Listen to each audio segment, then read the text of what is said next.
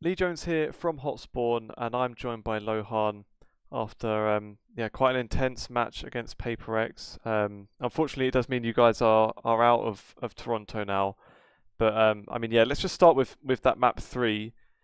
Just obviously it's excruciating that just to not quite get it over the line, but just what was your emotions like just watching that map? Kind of what was your take on the comeback? Uh, oof. I still need to process a bit this game, to be honest.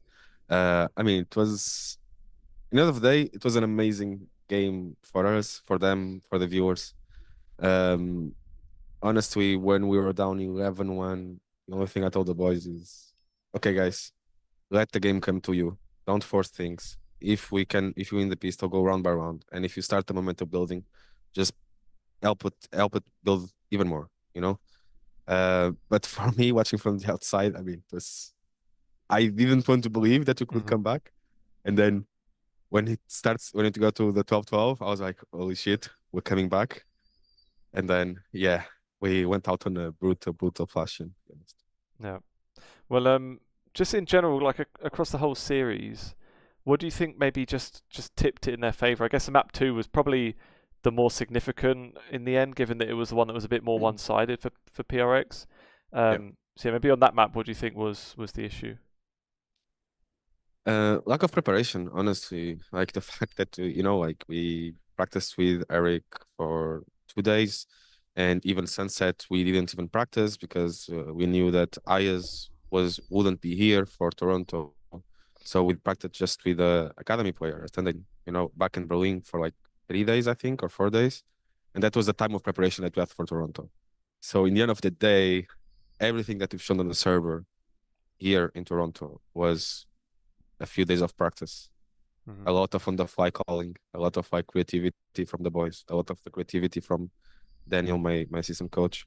And I think in Sunset, when you face a team that's well drilled in, and if you don't have the correct protocols, yes, we're going to struggle. We don't have the reps in.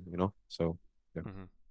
Just in terms of the practice, is it a bit frustrating just having these things that are outside of your control as well? Like obviously, Nats's visa, but also just like the the shorter time EMEA had in general as well. Like, do you kind of feel like you guys could have been.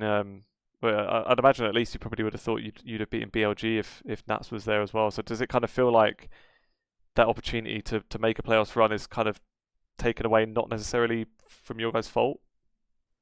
Yeah, it was something that we had to process. I mean, this all year has been a lot of like up and downs for this team. I think we are getting used to dealing with adversities. Sometimes there's a lot of things that are just outside of our control.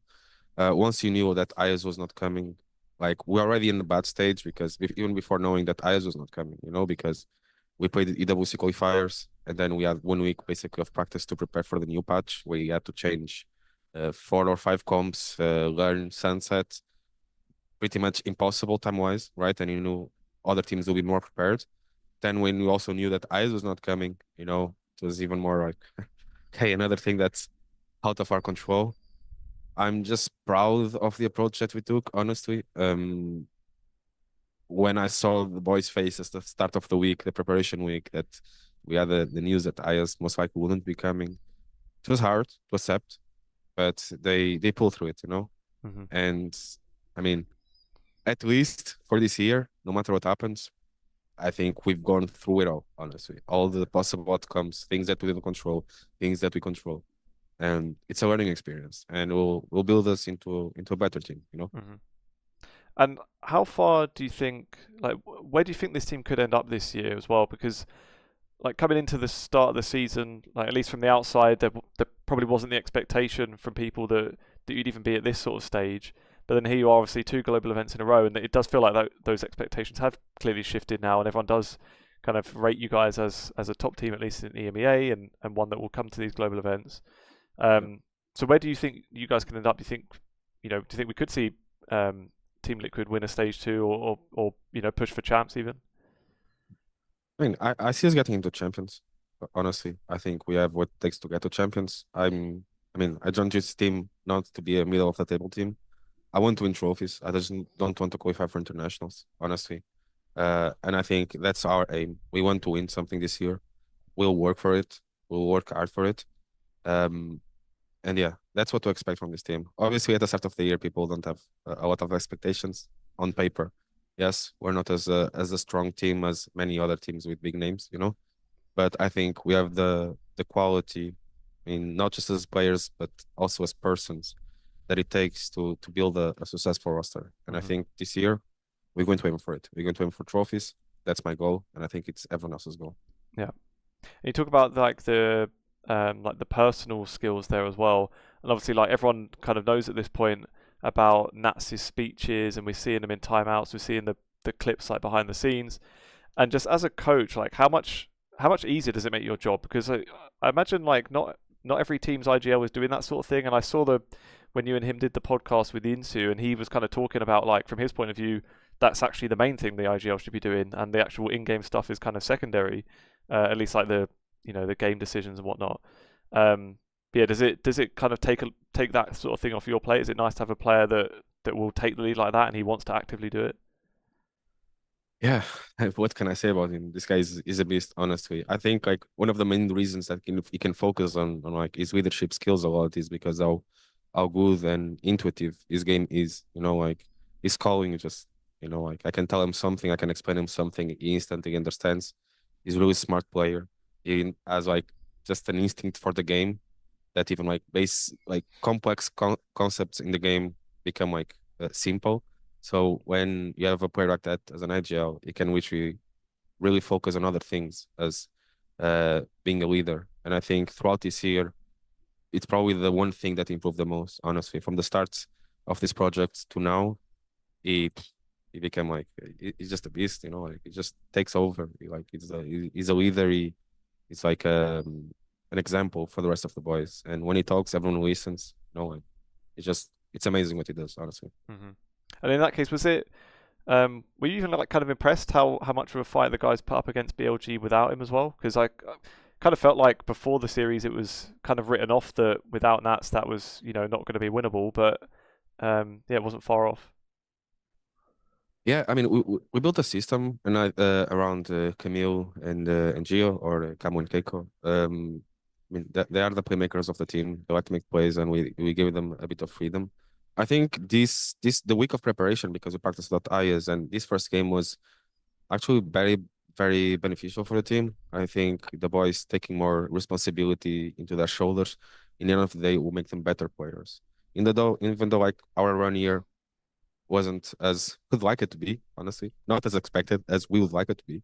Um, I think there is a lot of good things that we can learn from. And I think both Camille, both Gio, Patrick as well, they they learn new skills during that first game. You know, like taking accountability, taking responsibility for the game, reading more the game, you know. And I think even today and the game against MIBR, there was a lot of moments that were like taking responsibility for like micro fights or Hmm. giving direction to the team, which is really good to see. Yeah. I wanted to just try and get some clarification on Penny coming in because Yeah. obviously from the outside it just seemed presumably that he was there because of Nats's visa issues. There were some like reports kind of floating around that he was going to be joining regardless, but I know like in the press conference just now you were kind of hesitant to kind of say that it's like a longer term signing. So just yeah, would you mind just kind of clarifying the situation there? Was it a standing situation, or had there been a thought of getting him in even just for the tournament before Nats's issues or anything like that?